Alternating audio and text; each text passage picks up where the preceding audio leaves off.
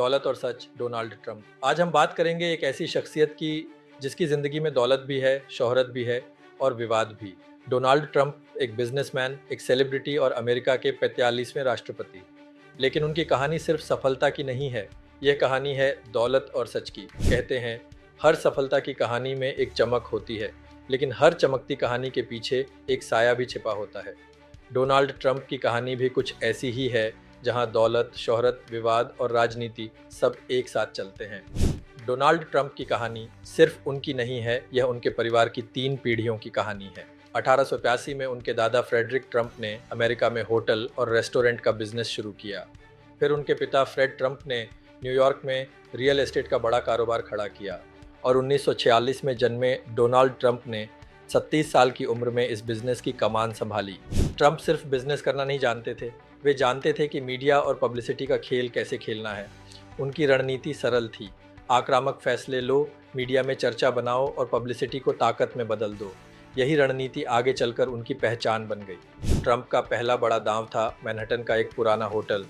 उन्होंने सरकार से टैक्स छूट हासिल की और उस होटल को बदल दिया एक शानदार ग्रैंड हायट होटल में।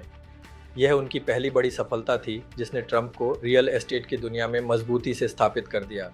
1980 के दशक तक डोनाल्ड ट्रंप अमेरिका के सबसे चर्चित बिजनेसमैन बन चुके थे। ट्रंप टावर न्यूयॉर्क की पहचान बन गया, अटलांटिक सिटी में उनके कसिनो मनोरंजन का केंद्र बन गए और फ्लोरिडा का मार-अ-लागो एस्टेट उनकी लग्जरी लाइफस्टाइल का प्रतीक बन गया।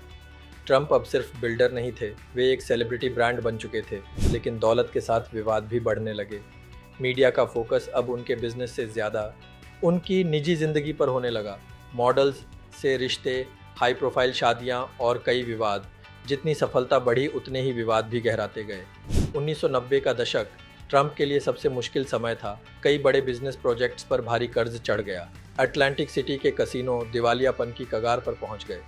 ऐसा लगने लगा जैसे ट्रंप का साम्राज्य खत्म हो जाएगा। लेकिन ट्रंप ने हार नहीं मानी। 2004 में ट्रंप ने एक नया अवतार लिया। रियल एस्टेट से निकलकर वे टीवी पर आए।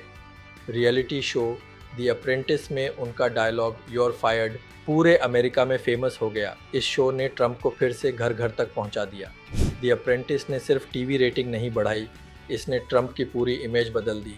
अब वे सिर्फ कर्ज में डूबे बिजनेसमैन नहीं थे, बल्कि एक सफल अरबपति की छवि बन गई और यही छवि उन्हें अगले बड़े कदम की ओर ले गई। राजनीति 2016 में ट्रंप ने एक ऐसा फैसला लिया जिसने पूरी दुनिया को चौंका दिया। उन्होंने अमेरिका के राष्ट्रपति चुनाव में उम्मीदवारी की घोषणा की। उनका नारा था "मेक अमेरिका ग्रेट अगेन", और वही रणनीति जो उन्होंने बिजनेस में इस्तेमाल की थी अब राजनीति में भी दिखाई देने लगी। सभी राजनीतिक विश्लेषकों की उम्मीदों के विपरीत डोनाल्ड ट्रंप ने 2016 का चुनाव जीत लिया और वे बन गए संयुक्त राज्य अमेरिका के 45वें राष्ट्रपति। विवाद, आरोप और आलोचनाओं के बावजूद उनकी जीत आधुनिक राजनीति की सबसे बड़ी घटनाओं में से एक बन गई। ट्रंप का राष्ट्रपति कार्यकाल भी विवादों से भरा रहा। मेक्सिको बॉर्डर पर दीवार बनाने का फैसला, ग्लोबल नीतियों पर टकराव और कई अंतर्राष्ट्रीय विवाद।